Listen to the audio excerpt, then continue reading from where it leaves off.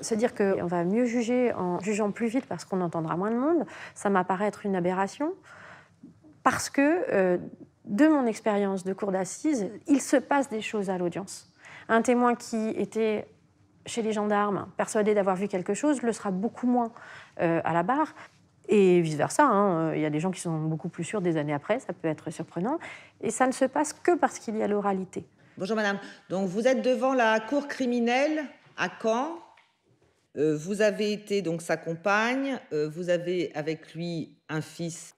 Qu'est-ce que vous pouvez nous dire sur la sexualité de monsieur Bah, on le faisait de temps en temps. Quand des fois, comme je voulais pas, des fois, il me demandait un petit peu. Qu'on le faisait, mais quand je disais non, c'était non. Il arrêtait. Il forçait pas.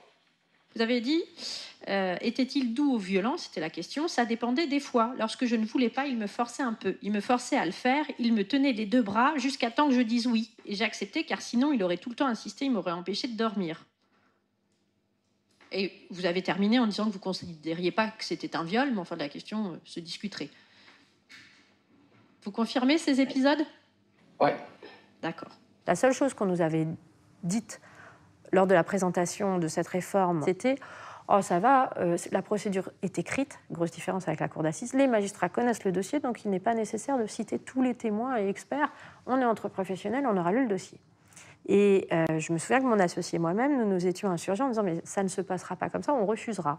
On va faire citer tous les témoins et experts que l'on souhaite citer, comme aux assises. » Et jusqu'à présent, sur les affaires de cour criminelle de Caen auxquelles j'ai pu participer, eh bien, nous avons passé, je pense, le même temps, quasiment, que si l'affaire avait été audiencée devant une cour d'assises. Les experts étaient là, les témoins étaient là. Pour certaines affaires, on a pu réduire le temps d'audience.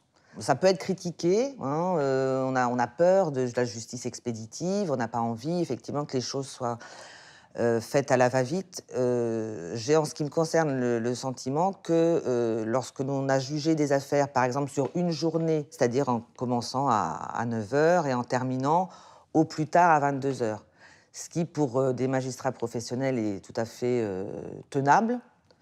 Et donc, on a pu le faire parce qu'on a fait le choix qu'on ne fait pas en cour d'assises, de renoncer à certains témoins dont la parole est jamais inintéressante, bien sûr. Mais la question, c'est qu'est-ce qui est essentiellement utile. Utile et pour la victime, la personne qui se plaint de quelque chose, et pour l'accusé. Tout comme certains témoins jugés indispensables, les expertises continuent d'occuper une place centrale en cour criminelle. Elles viennent éclairer l'existence ou non de preuves matérielles, tout autant que la personnalité de la partie civile et de l'accusé.